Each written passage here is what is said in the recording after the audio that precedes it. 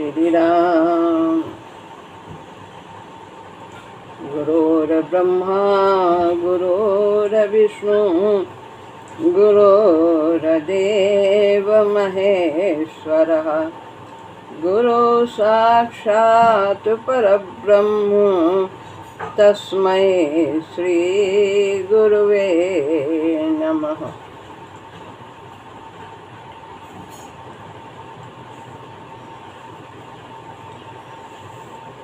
अध्यात्म विकास पुस्तक हम सभी पूज्य गुरुदेव द्वारा रचित सुन रहे थे। इसमें आज है 29वां अध्याय कर्मवाद। इसके पहले पुनर्जन्म तथा कर्मवाद के बारे में हम लोगों ने सुना। अब इसमें केवल कर्म के बारे में ही बताया है कि कर्म का हमारे क्या प्रभाव पड़ता है हमारे जीवन पर। कर्मवाद की पेचीदगियों की कोई सीमा नहीं है कि इसका यह फल होगा, कब मिलेगा, किससे मिलेगा, कैसे मिलेगा। तो इसके बारे में बहुत ही पेचीदगियां हैं, बहुत ही उतार चढ़ाव हैं, बदलाव हैं, एक मत नहीं हो पाते हैं। हम इस पर थोड़ा सा विचार करेंगे। अमुक व्यक्ति बड़ा भला है, देखने में आता है, बहुत अच्छा है, बहुत सच्चा है, बहुत ईमानदार है, सब उसका व्यवहार बहुत अच्छा है, आदि आदि, लेकिन उसका जीवन बड़ा कठिनाइयों से भरा हुआ है, ऐसा देखा जाता है। यद्यपि वर्तमान जीवन में बहुत ही उच्च विचारों वाला है, ऐसा देखा जाता है।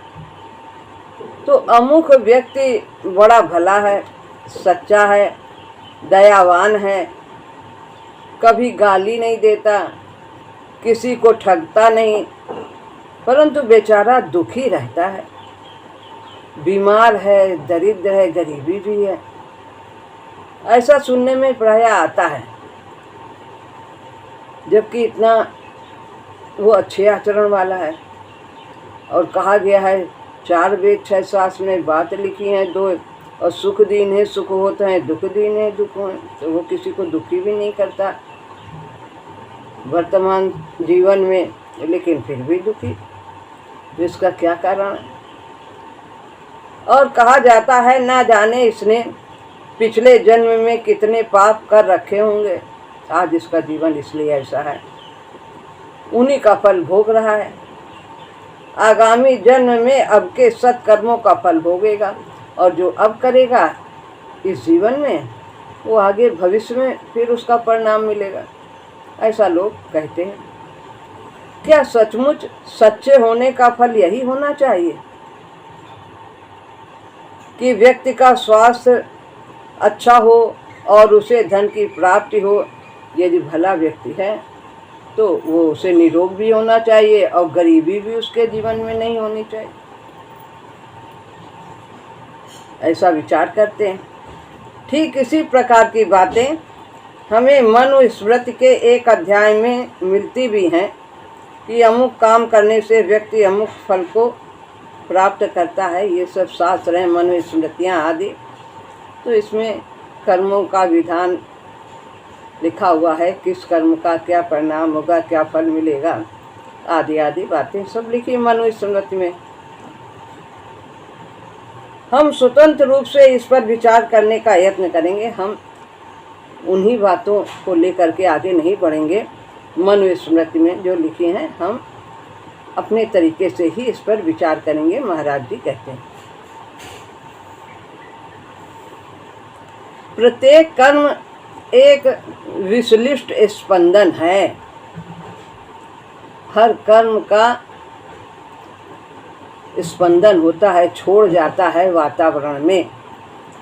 जैसे कितनी भी छोटी गिट्टी डालो तालाब में तो उसमें लहर जरूर उत्पन्न होगी।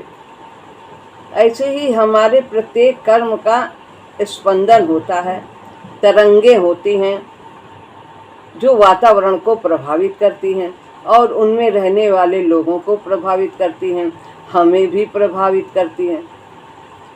कुछ शारीरिक क्रिया होती है, कुछ मनोमय स्पंदन होते हैं जिसमें विचार तथा भान रहता है। हम बहुत से कर्म शरीर से करते हैं, वाणी से करते हैं, मन से भी करते हैं, विचार रहे हैं, अच्छा विचार रहे हैं कि बुरा विचार रहे हैं, क्या सोच रहे हैं। तो ये सब हर स्तर में जो हमारे कर्म होते हैं वो स्पंदन पैदा करते हैं, तरंगे पैदा करते हैं। और कुछ आत्मिक संकल्प शक्ति का विलास इस कर्म रूप स्पंदन का तात्कालिक प्रभाव स्पंदित होने वाले माध्यमों पर व्यक्ति के विभिन्न स्तरों पर पड़ता है। तो इन सब कर्मों का आत्मिक स्पंदन का भी प्रभाव पड़ता है। आत्मा से क्या सोच रहे हैं, आत्मा से सबके कल्याण के बारे में सोच रहे हैं, कैसा सोच रहे हैं, उसका भी प्रभाव पड़ता है। कितनी भी दूर कोई व्यक्ति रहे, कहीं भी रहे, देश विदेश कहीं भी रहे, यहाँ की उच्च लोकों में भी रहे जो रह रहे हैं आत्माएं, उन पर भी हम यहाँ से तरंगे भेजते हैं और वो उनको प्रभावित करती हैं, उन्हें वो प्राप्त होती हैं। यही कर्म का प्रबल प्रभाव है। इससे हम अच्छे अथवा बुरे होते हैं। जैसे कर्म होंगे हर स्तर पे, वैसे ही हमारा जीवन होगा। स्पंदनों के अनुसार तो स्पंदन हम किस प्रकार के छोड़ेंगे, जिस प्रकार के हमारे कर्म होंगे। वायुमंडल में खुशबू छोड़ो तो खुशबू महक आ जाती है, दुर्गंध छोड़ो तो वो वातावरण दूषित हो जाता है। हम क्या डालते हैं, घृणा की तरंगे फैला रहे हैं कि प्रेम की तरंगे फैला रहे हैं। यह कर्म फल हमें तत्काल मिलता है।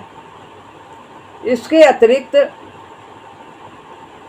कर्म रूप स्पंदन बाह्य जगत में एक तरंग पैदा करता है। ये हमें तुरंत भी हमारे कर्म का फल मिल जाता है, बहुत बार ऐसा होता है। और नहीं तो वातावरण में तरंगे फैला देते हैं, ये सब हमारे कर्म की तरंगे फैल जाती हैं और फिर अवसर आने पर, उचित अवसर आने पर वो हमें प्रभावित करती हैं, तब हमें उस कर्म का फल मिलता है। यह सब इसके अतिरिक्त कर्म रूप स्पंदन बाह्य जगत में एक तरंग पैदा करता है। जैसे गिट्टी डाली तालाब में तो लहर दूर तक फैल जाती, वहीं पे नहीं रहती, कुछ दूर तो, और वो कितनी भी छोटी डालेंगे वो हमारे किनारे तक, तालाब के तट तक जरूर पहुंचेगी, भले ही वो हमें दिखाई दे या ना दे, क्योंकि उस तालाब के पानी को सम करने के लिए वो तरंग किनारे तक जरूर जाएगी। छोटी है तो नहीं दिखाई देगी, थोड़ा दिखाई देगी, बड़ी है तो आखिरी तक दिखाई देगी। लेकिन जो हमने डाला है भार, उसका वो तो लेवल तो उसका बराबर करेगी ही ना।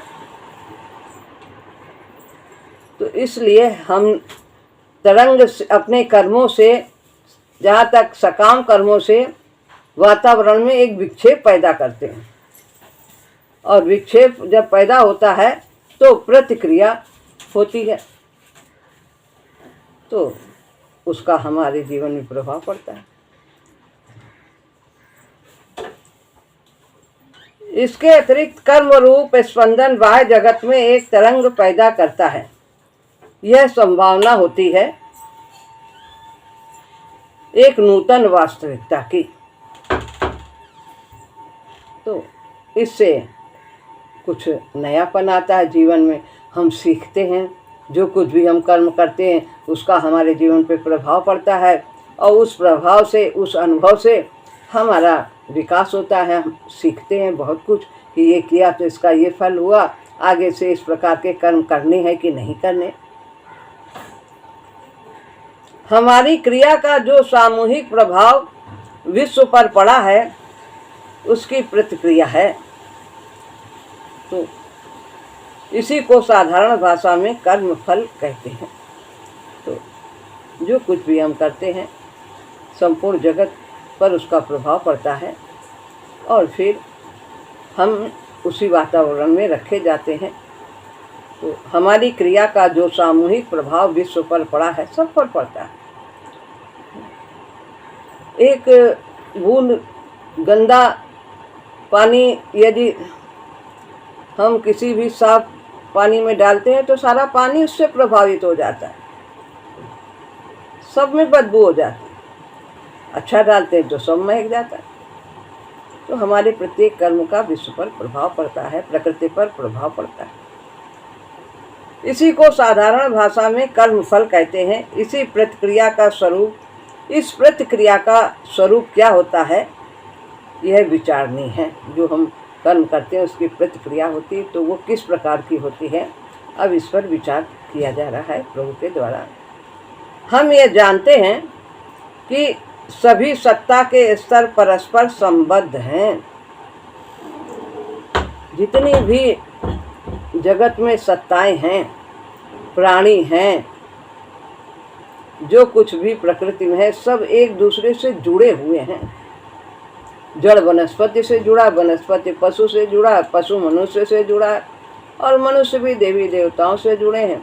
यहाँ उनके लिए कुछ किया जाता है तो वो उन्हें प्राप्त होता है। और देवताओं जो हैं, वो देवता वे सब प्रभु से जुड़े, सब सारी सृष्टि प्रभु से संबद्ध है। तो परा अपरा सब भगवान से जुड़ी हुई है। परंतु विशेष प्रभाव एक स्तर का उसी स्तर में ही संभव है। हम जिस स्तर पर कार्य करते हैं दूसरे में यानी प्रकृति में, उसी स्तर पर उसका विशेष रूप से प्रभाव पड़ता है। हमने हाथ उठाया दूसरे को तो उसका भी हाथ उठ जाएगा।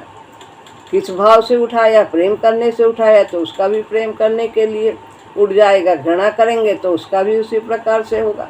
वाणी के स्तर से कहेंगे तो वाणी के स्तर से उसका उधर से प्रतिक्रिया हो। मन के स्तर से करेंगे, विचार करेंगे तो वहाँ भी मन उसका अच्छा या बुरा हो जाएगा।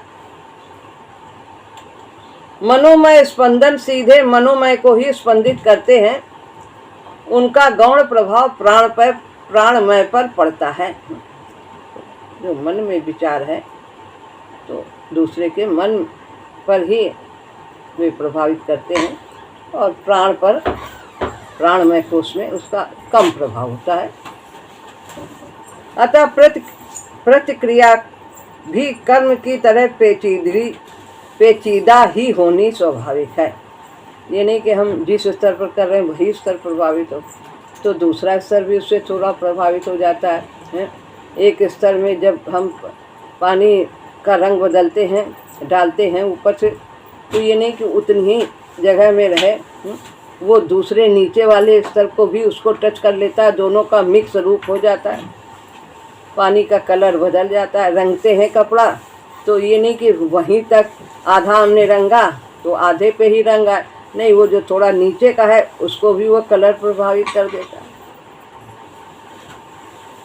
हम जानते हैं कि हमारे हिंसा के भाव दूसरों में हमारे प्रति हिंसा जागृत करते हैं।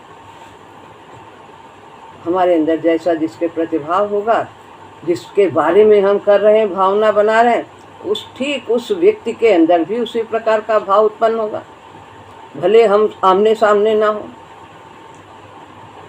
और प्रीत के भाव होंगे तो उसके अंदर भी प्रीत के भाव होंगे। हम दूसरे से सच्चे होते हैं, जो यह दूसरों को हमारे प्रति सच्चे होने के लिए प्रेरणा है। हम दूसरों के लिए सच्चे अच्छा भाव रखते हैं तो दूसरे भी उस भाव से प्रभावित होते हैं, वे भी अच्छे बनते हैं।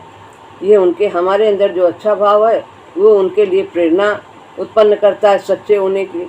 तो तरंगे वहाँ तक जाती हैं, वो भी बदलाव अपने अंदर लाता है, उसके अंदर भी बदलाव हो जाता है।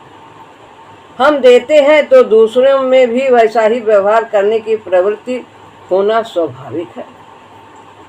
तो जो हम देते हैं दूसरे उससे प्रभावित होते हैं। यदि किसी की सेवा करने का मेरे अंदर भाव है जिसके प्रति, वो भी सोचेगा नहीं हमें भी ऐसा करना चाहिए। यही कर्म फल का दूसरा स्वरूप है। पहला बताया कि हम जिस स्तर पर क्रिया करते हैं अधिकतर वही स्तर प्रभावित होता है। मनोमय में क्रिया हो रही तो मनोमय का प्रभाव दूसरे के मनोमय में पड़ेगा और दूसरे स्तर पर बहुत हल्का पड़ेगा, थोड़ा सा, उतना नहीं प्रभाव पड़ेगा जैसे प्राणमय में या अन्नमय में, लेकिन मुख्य रूप से मनोमय में पड़ेगा। अब यहाँ बता रहे हैं कि हम जैसा अपने अंदर अनुभव करते हैं दूसरे में भी वही भाव बनता है, प्रेम का हो या द्वेष का हो, तो हम दूसरों के लिए प्रेरणा के स्रोत बन जाते हैं। यदि हम सच्चे होते हैं तो उसको भी सतमार्ग पर चलने के लिए हम प्रेरित कर सकते हैं अपने विचारों के द्वारा। जैसा कि तेज के बारे में कहा है कि तेज क्या है, तो ये श्रेष्ठ पुरुषों की वो शक्ति है जिससे जो अनुचित मार्ग का अनुसरण करते हैं व्यक्ति, वो स्वाभाविक रूप से उस मार्ग को छोड़कर और उन श्रेष्ठ व्यक्तियों के द्वारा चले हुए मार्ग पर वे भी चलने लगते हैं, बिना किसी प्रलोभन के, बिना किसी दबाव के, स्वाभाविक रूप से। तो ये दूसरी बात है। हमारा कर्म एक संभावना है जो वास्तविकता के रूप में प्रकट होगी। तो जो करते हैं तो वो सामने आता है, परंतु कब आएगा? जब उचित परिस्थिति उसे मिलेगी, उचित वातावरण, उचित संयोग होगा, तो उस प्रकार से। अब वो हम यहाँ कर रहे हैं, अब वहाँ वो बहुत दूर है कोई, तो हमारा तो उस भेदी हुई तरंगे उसको प्रभावित कर रही हैं, लेकिन वो हमारे लिए प्रतिक्रिया कब करेगा? जब संयोग होगा, जब हमारा उसका मिलन होगा, साथ होंगे। तो ये बात है कि जब संयोग होगा, सब बीज पौधे की संभावना है, बीज के अंदर पौधा छिपा हुआ है, पेड़ छिपा हुआ है पूरा, लेकिन ऐसे बीज रखने से तो वो बन नहीं जाएगा। तो उसके लिए उचित मिट्टी चाहिए, हवा, धूप, पानी, सब कुछ चाहिए, तब वो पौधा बनेगा। परंतु वास्तविकता तभी होती जब उचित ऋतु, भूमि तथा जल मिलता है। इसी प्रकार से कई कर्म का बाह्य फल व्यक्ति को तत्काल मिल जाता है और कई कर्मों के फल के लिए व्यक्ति को प्रतीक्षा करनी होती है। समय आने पर कई जन्म के बाद भी मिलता है, ऐसा भी होता है, उसी समय भी मिल जाता है। परंतु यह न भूलना चाहिए कि कर्म का फल तद अनुकूल ही होगा। जैसा हमने किया वैसा ही होगा फल। किसी को सुख दिया है तो सुख मिलेगा, दुख दिया है जिस प्रकार से वैसा ही हमें भी मिलेगा। दया का फल दूसरों की दया को प्राप्त करना होगा, देने का फल प्राप्ति होगी, अत्याचार का फल अत्याचार और सम्मान का फल सम्मान। दुख देना अपने लिए दुख संचित करना होगा, अपहरण का फल अपहरण होगा।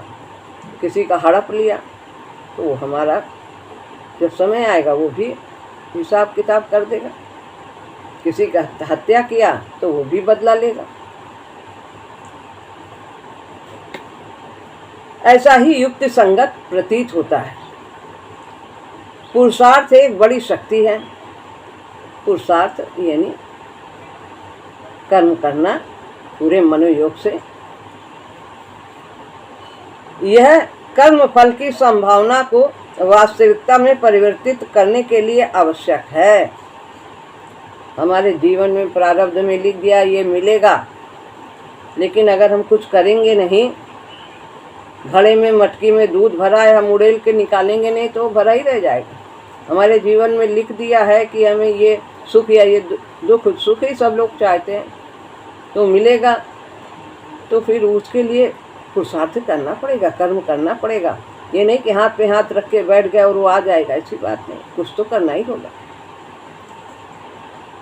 ये कर्म फल की संभावना को वास्तविकता में परिवर्तित करने के लिए भी आवश्यक है क्या? पुरुषार्थ, और नूतन संभावनाएं भी पैदा कर सकती हैं और फल भी हमें मिलेगा जैसा हमने किया, और हमको उससे आगे भी और कुछ भी मिल सकता है। तो थोड़ा सा दिया है तो उतना तो मिलेगा, और उससे भी ज़्यादा।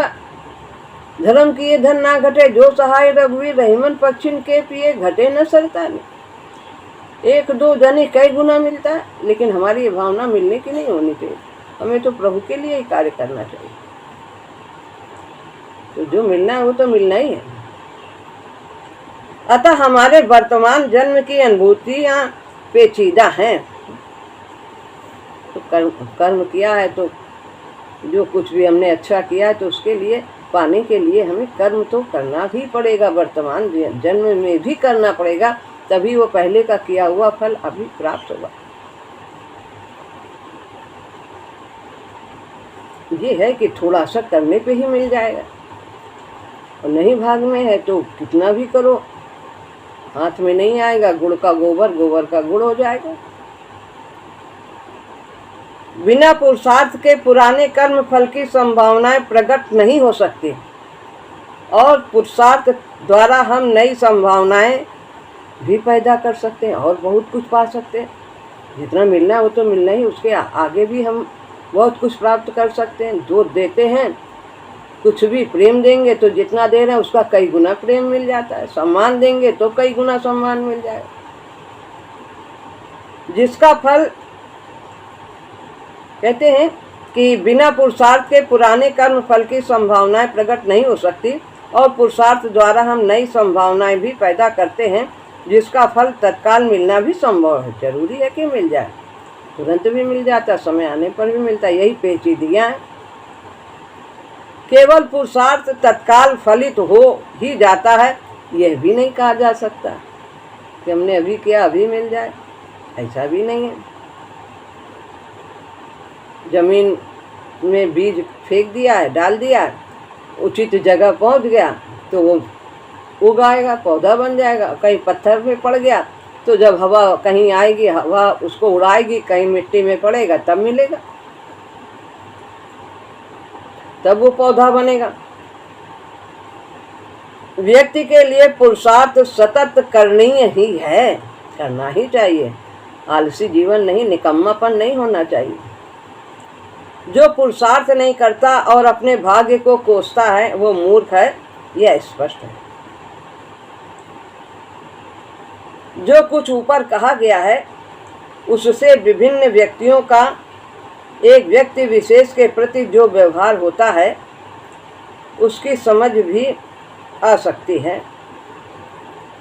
बताया गया है किस प्रकार से दया का फल दया, प्रेम का फल प्रेम, अत्याचार का फल अत्याचार।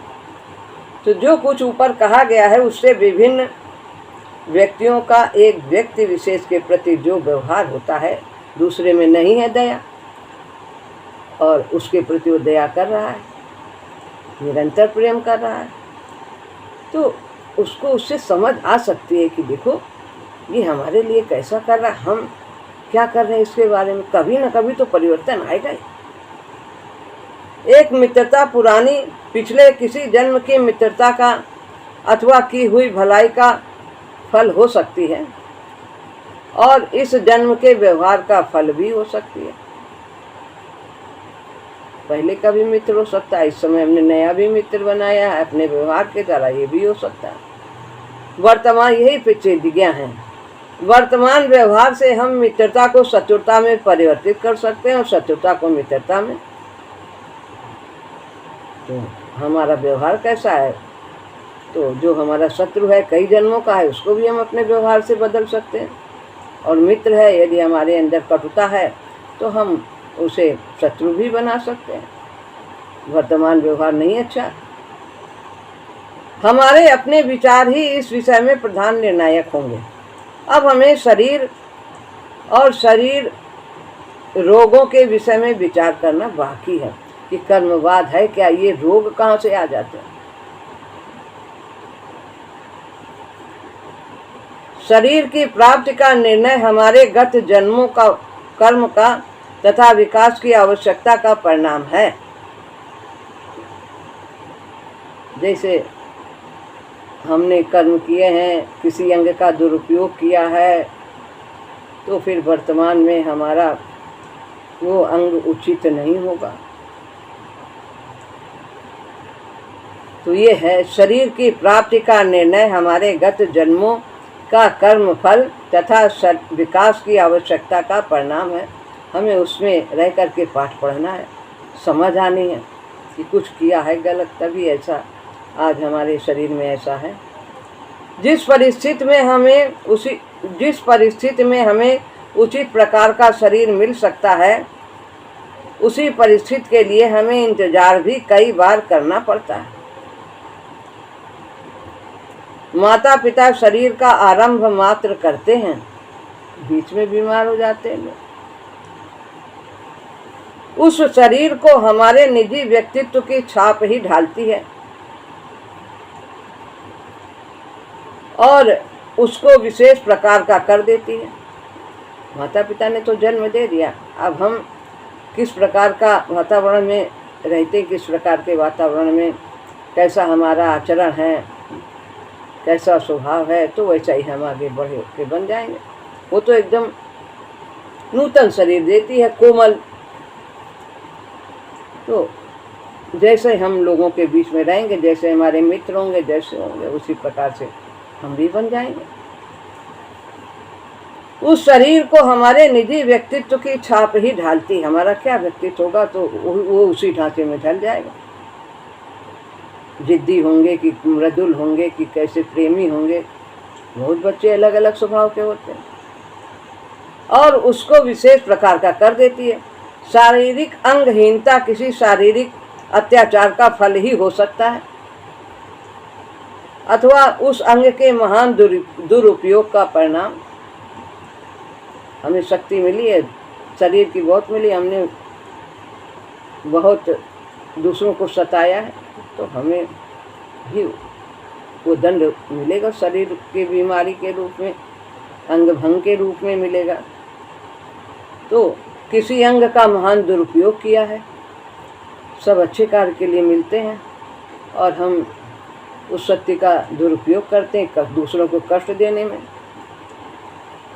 या अपने सुख स्वार्थ में लगा देते हैं, बहुत कुछ भोग विलास में लगा दिया।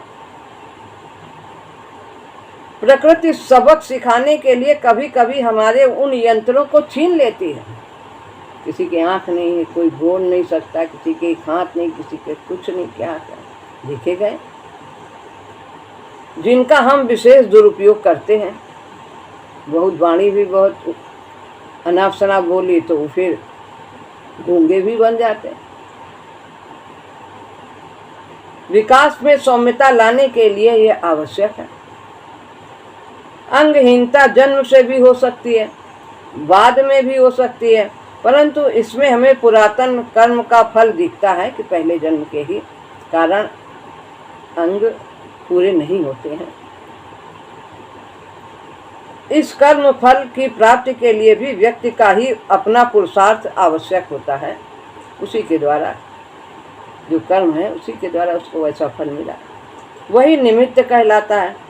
कोई दोषी नहीं, कोई दूसरा नहीं कि उसकी वजह से वो हो गया। रास्ते में जा रहे हैं, कहीं एक्सीडेंट हो गया, कुछ हो गया, एक हाथ काटना पड़ा, पैर काटना पड़ा, तो ये सब हमारे ही कर्म का फल है। वो तो माध्यम है, माध्यम को दोष देना नहीं। दैवी शक्तियाँ इस कर्म विधान के हिसाब को साफ रखने का प्रयत्न करती हैं, माध्यम बना देती हैं, जुटा देती हैं और सफल भी होती हैं।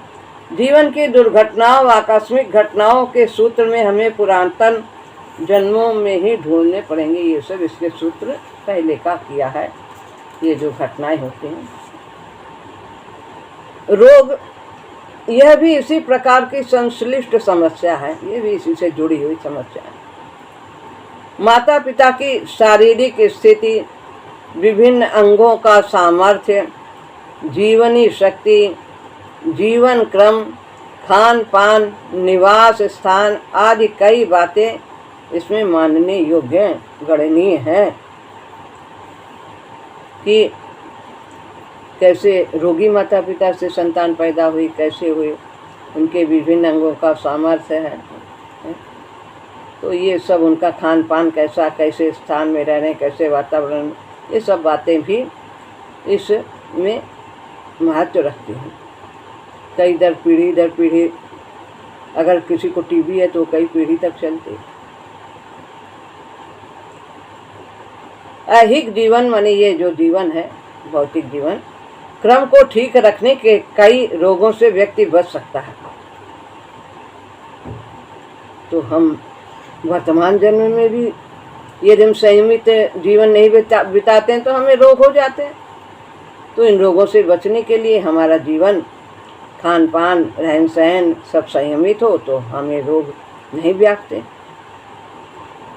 प्रवृत्ति हमारी कैसी धार्मिक है, कैसी है। रोगों के लिए तो सामान्यतया व्यक्ति को अपनी गलतियों को ही ढूंढना होगा। वैसे तो सभी क्षेत्र में भी व्यक्ति को अपनी गलतियों को ढूंढना चाहिए, सुधारना चाहिए। सभी क्षेत्र में, खान पान में ही नहीं, बात व्यवहार में भी, देखने में, सुनने में, बोलने में, कार्य करने में, सभी जगह अपनी कमियों को देखने का प्रयास करना चाहिए।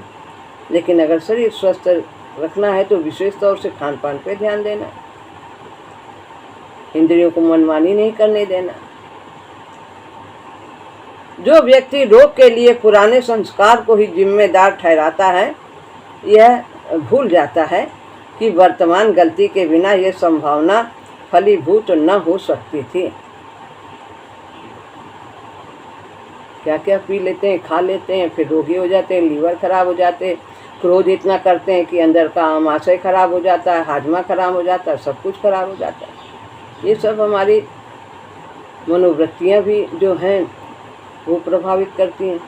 कैसे कैसे हम विचार करते हैं, घृणा करते हैं, क्रोध करते हैं, अंदर से इतना ज़्यादा पित्त निकलता है कि आमाशय को हमारे सड़ा देता है, गला देता है, तो सब खराब हो जाता है। इस विषय में इतना कह देना आवश्यक होगा कि व्यक्ति के सारे कर्मफल जिनको वो किसी जन्म के लिए लेकर आया था उसी जन्म में भोगे जाएंगे, ये अनिवार्य नहीं है। भगवान दयामयी हैं, माँ को थोड़ा थोड़ा डालते हैं। बहुत सारा संचित में हमने पाप कर्म इकट्ठे किए हैं तो एक जन्म में हम भोग ही नहीं सकते, छीण ही नहीं कर सकते। तो थोड़ा थोड़ा करके कई जन्मों में उनको हमारे जीवन में डाला जाता है ताकि हम उससे पढ़ भी सकें, सीख सकें, आगे बढ़ सकें। और बहुत एकदम से डाल देंगे तो फिर वो तो जीवित ही नहीं रहेगा, फिर भगवान का कार्य फिर बेकार हो जाएगा। उसको अपने समान बनाना है तो फिर वो कैसे करेगा। तो थोड़ा थोड़ा करके, जैसे बच्चे को थोड़ी थोड़ी बात पढ़ाई जाती, फिर आगे करते करते कितना एमए पास कर लेता है, ऐसे ही थोड़े से संचित से हमारे प्रारब्ध में डाल दे।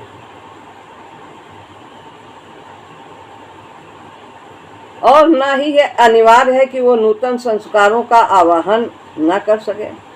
ये भी नहीं कि सब एक ही जन्म में डाले जाएं, और ये भी नहीं कि वो अपना विकास न कर सके और नए नए संस्कार न बना सके। सब कुछ कर सकता है। यही पेचीदगियाँ हैं। ये उसके सोच पर निर्भर करता है, बोध पर निर्भर करता है, पुरुषार्थ पर निर्भर करता है।